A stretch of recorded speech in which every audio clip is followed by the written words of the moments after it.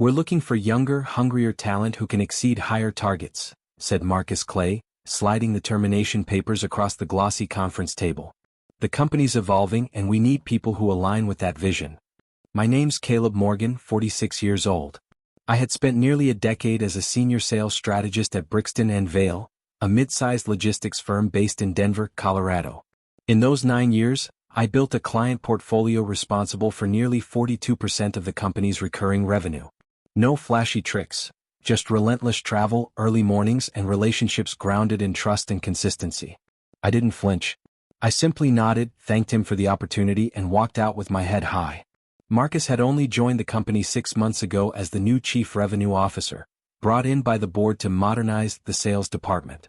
He was the kind of guy who quoted business books in meetings, wore $1,000 shoes, and never once joined a field visit. A month after starting, he rolled out a commission restructure that quietly cut my take-home by 22%, despite my performance never dropping. The signs were there. My desk had been shifted to a back corner, temporarily, during renovations. My name stopped showing up on strategic call invites. Yesterday, I saw IT remotely accessing my computer while I was out for coffee. Subtle clues, but I knew what they meant. I packed 9 years into a single cardboard box. Photos of my family, a ceramic mug from my son's 5th grade art class, and a personal folder of client contacts I had always maintained off the company system, just out of habit. "Need a hand with that?" asked Tasha from finance, her brow furrowed. "You moving to the new office?" "Something like that," I said, avoiding drama. On the elevator down, I stood next to Robert Lang, our CEO. He barely glanced up from his phone.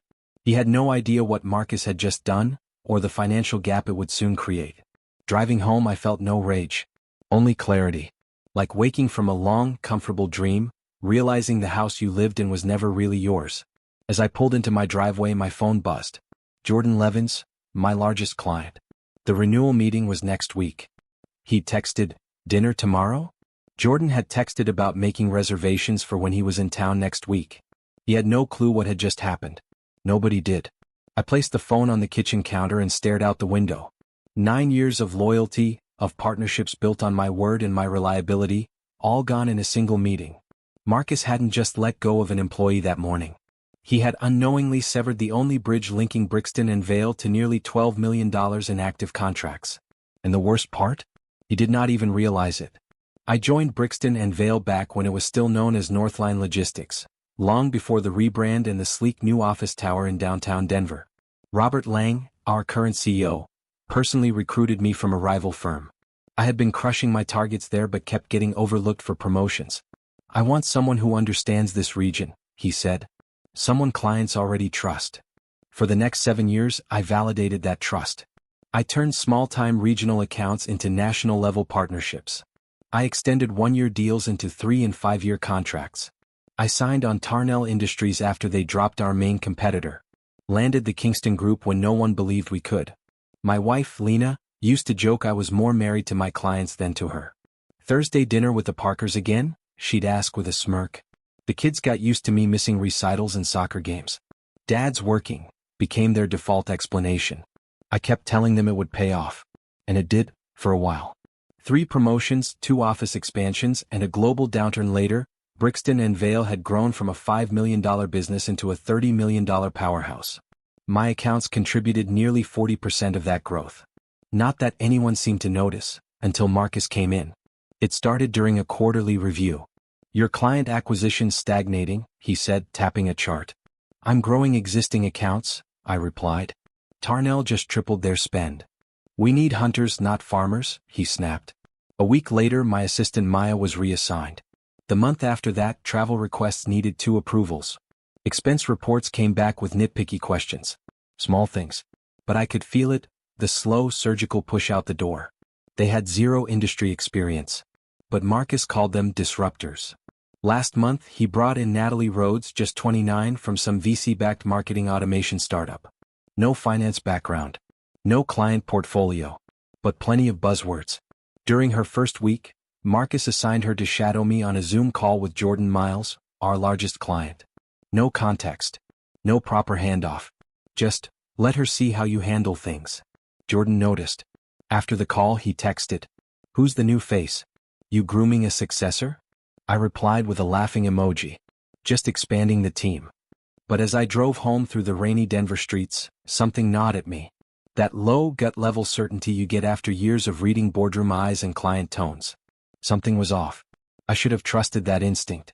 Now, back home, I placed my cardboard box on the kitchen island and poured myself 2 fingers of bourbon.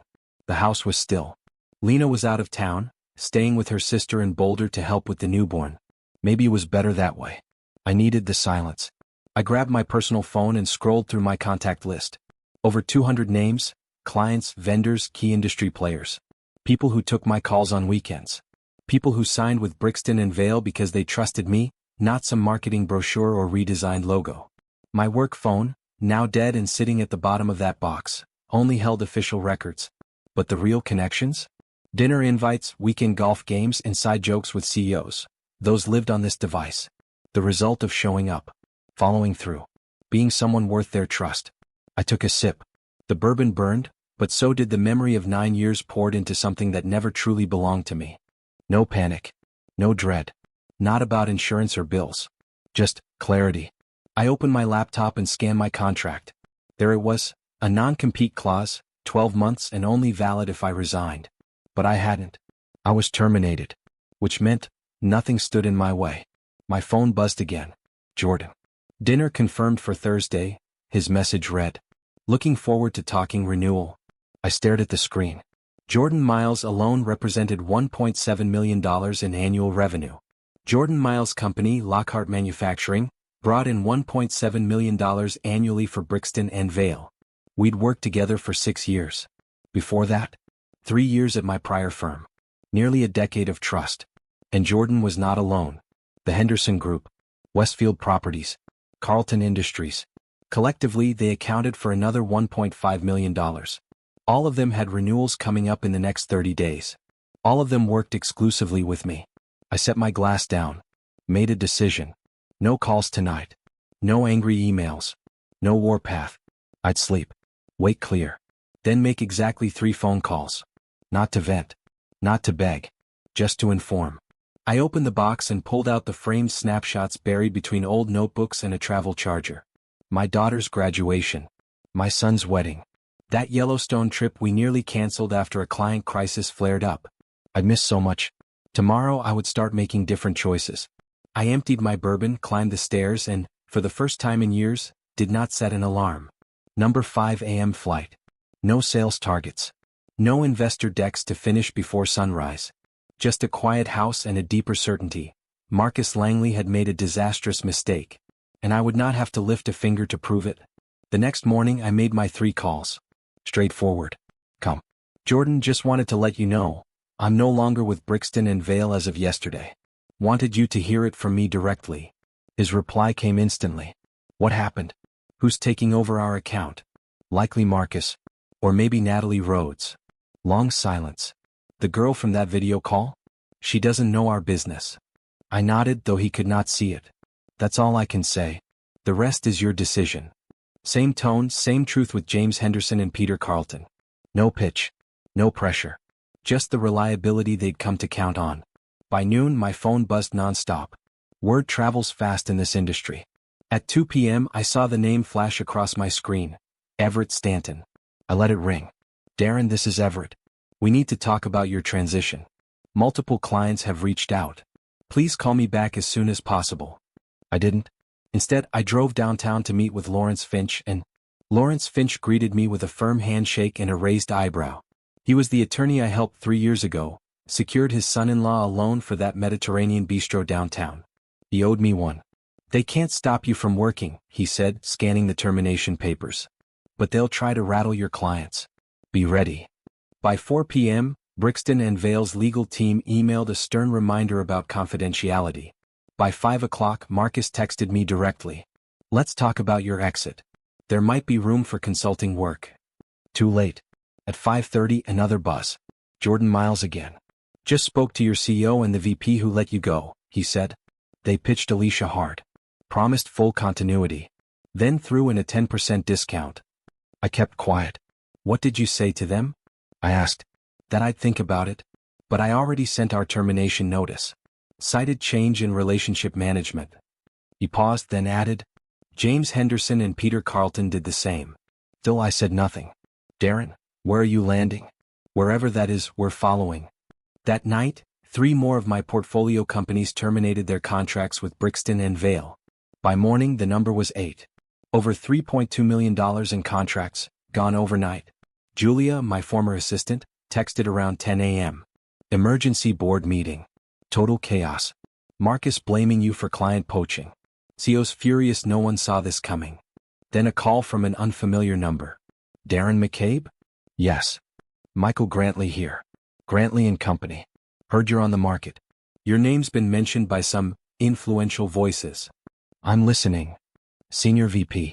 Full autonomy. 6-figure signing bonus. Executive committee seat. When would you want me to start? How's tomorrow sound? I said yes. Not out of urgency, but because it was the right fit. Respect. Autonomy. Recognition. That afternoon Marcus texted one final offer. Board-approved retention. 6 months salary. Stock options. Help us transition your accounts. I never replied. They'd had 9 years to value what I built. Now they were just scrambling to stop the bleeding. They were scrambling to put a price on what I had built. But it was too little, far too late. 1 week into my new role at Grantley and Company, Julia called from a personal number. You need to know what really happened, she said. It wasn't just Brian bringing in his own people. I was sitting in my new corner office, larger, quieter, more dignified than the one at Trevant, when 9 years of my career began to rearrange into something clearer. They were planning to sell the firm, Julia said. Veritas Capital made an offer 2 months ago. But there were conditions. She explained the pieces. Veritas didn't just want the business. They wanted the clients, absorbed into their own portfolio, managed by their people. Brian hadn't been hired to grow revenue. He was brought in to systematically shift accounts away from me, removing my personal relationships and making them look like transferable corporate assets. My termination? It had nothing to do with performance. It was groundwork, a necessary step before acquisition. How do you know all this? I asked. I still sit outside the executive suite. I see the documents. I hear the conversations. Yesterday, Veritas pulled the offer. Said the client base was too unstable without you. We hung up. I sat still for a long time. 9 years. Loyalty, success, results. And they had discarded me like a middleman, because I had succeeded too well. The clients weren't just on the books. They were in my phone, my inbox, my life. They needed me gone to convert people into property. I opened my laptop. More former clients had emailed. The industry was buzzing. Darren McCabe had moved. And clients were following. Trevant stock had dropped 12% in 5 days. My phone buzzed again. A text from Everett Stanton. Can we meet? Just you and me. No lawyers. I didn't reply right away. The betrayal now felt bone deep. I hadn't just been let go. I'd been sacrificed. I picked up the phone and called Travis Hendris. I need to ask you something, I said. Did Trevant try to introduce you to anyone from Veritas Capital recently? A long pause. How did you know? A guy named Thomas showed up at our last quarterly. Said he was a strategic advisor. Asked a lot of questions. That was my confirmation. They'd been parading my clients like showroom models. Veritas had sent their representatives to my clients, laying the groundwork for a quiet transition, all while I was still showing up, still loyal, still believing I was building something that mattered. Call after call revealed the same pattern. Private meetings scheduled without me. Sensitive information gathered. Client relationships tested quietly, for weaknesses, for signs that I was optional. By the end of the day, I had confirmed that at least 6 of my major accounts had been introduced to Veritas under false titles, strategic advisors, industry consultants. I finally texted Everett back. No meeting necessary. I understand the Veritas situation completely. His reply came fast. It was a business decision, Darren. Nothing personal. But of course it was personal. 9 years of building relationships. Remembering birthdays, kids' names, vacations. Taking calls on weekends, showing up when it counted. And in the end, it had been reduced to a single line item standing in the way of a bigger deal. I closed my laptop and looked out over the Kansas City skyline from my new office. The view was different here, sharper, clear. Grantley had already signed contracts with 11 of my former clients, representing nearly $5 million in annual revenue. More were on the way. Not because I was pitching hard, but because in this business trust follows people, not logos. Trevant hadn't just lost a salesman. They'd lost the bedrock of their client base. And they still didn't understand how. 3 weeks after joining Grantley, I received an invitation to speak at the Midwest Financial Services Conference. Panel topic: Building Client Loyalty in a Transactional Market. The irony was almost poetic. I accepted, not for the attention but because I knew who would be in the room. Industry peers, potential clients, and Trevant's executive team. Everett never missed this event. Neither did the board. Meanwhile, Grantley was giving me something Trevant never offered. 2 dedicated analysts, marketing support, and most importantly, equity. Every client I brought in wasn't just a commission. It was ownership. A piece of something I was helping build from the ground up. And I was just getting started. I had prepared metrics for every client who followed me from Trevant to Grantley. The results spoke volumes. Service response time had dropped by 53%. Implementation costs were down 30%. Client satisfaction scores rose by 22 points. It was never just about me. It was about proving what happened when relationships were prioritized over transactions. The morning of the conference, I reviewed my notes once more. No drama. No names. Just data, outcomes, and the truth, presented professionally, carefully, and, in its own way, devastatingly. As I entered the hotel ballroom, I immediately spotted Everett. He stood near the coffee station, deep in conversation with 2 board members. He saw me. His face tightened. I offered a polite nod and walked on. The panel opened with familiar questions: market trends, emerging technologies, shifts in client expectations. When my turn came, I spoke clearly. In a world built on automation and algorithms, personal accountability has become rare, I began. Companies often confuse relationships for assets. But trust is not transferable. It's earned. It's maintained. I presented the data, before and after comparisons. Client outcomes that improved the moment they were treated as partners, not accounts. I never said the word Trevant. I did not need to. The message was loud enough in what I showed. This is not about retention bonuses, I concluded. It is about recognizing that clients notice when relationship managers are treated as expendable, and they respond accordingly. During the Q&A, a young analyst raised the question everyone had been thinking. Isn't your move from Trevant to Grantley, along with major clients, exactly the risk companies fear when giving too much autonomy to their relationship staff? The room went still. I felt Everett watching. That's a valid concern, I replied. But consider the alternative. Those clients didn't leave because I asked them to. They left because their needs were no longer being met. They followed the service, not the person. That should tell us everything we need to know about what they actually value. My former employer had decided I no longer fit their strategic vision. I paused, meeting Everett's eyes for just a second. Every company, I said, has the right to evolve. But every client has the right to decide if that new direction still serves their needs. The market, I added, has a way of settling those debates quickly and efficiently. After the panel, 3 more former Trevant clients approached me. By the end of the conference, Grantley had secured letters of intent from 5 new accounts, representing another $2.7 million in annual revenue. That night, I checked the financial news out of habit. Trevant had announced a restructuring. Brian Ellsworth was pursuing other opportunities. The Veritas acquisition was officially off. Their stock had fallen another 8%. I closed my laptop, no rush of triumph, no satisfaction. Just a quiet, undeniable sense of being right. The market had spoken. Loudly. Whether Trevant would learn the lesson was no longer my burden. 6 months after I had been pushed out, I stood in Grantley's largest conference room. Surrounded by my team, the leadership, and one simple slide behind me. $8.4 million in new business this quarter. 70% from former Trevant clients. Michael Grantley raised a glass. To the best acquisition we've ever made, he said, smiling. And we didn't even have to buy a company to get it. Laughter followed. I smiled, but I didn't laugh. This wasn't a victory lap. This was closure. This was proof. My phone buzzed. A news alert. Trevant Corp announces CEO transition. Everett Stanton steps down amid continued revenue decline. I slipped the phone into my pocket. Some victories don't need an audience.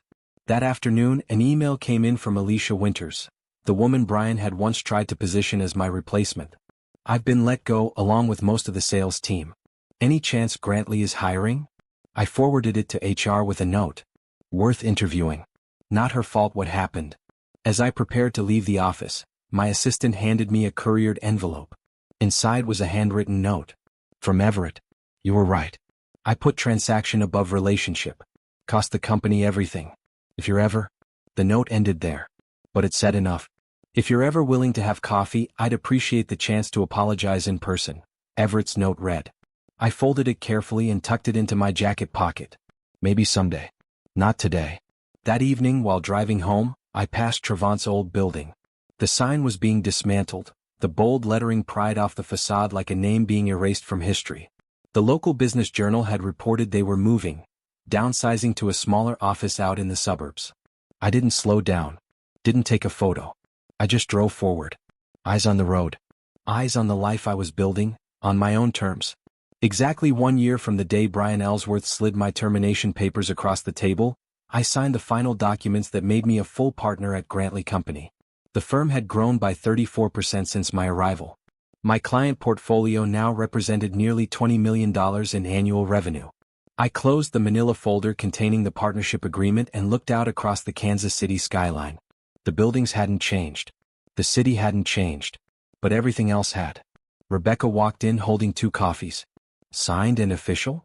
I nodded. Signed and official. She sat across from me and studied my face. You don't look as happy as I expected. I'm just thinking, I said. Not about Trevant. About what I'm building here. About doing it right this time. That morning I had signed off on hiring 3 new account managers, each with the same profit-sharing agreement I'd negotiated for myself. No one here would build something just to have it taken away. That was my first act as partner. My phone buzzed. A message from Travis Frizzard. Congrats on the partnership. Knew you'd land on your feet. Thanks to clients like you, I replied. No, he said. Thanks to you being who you are.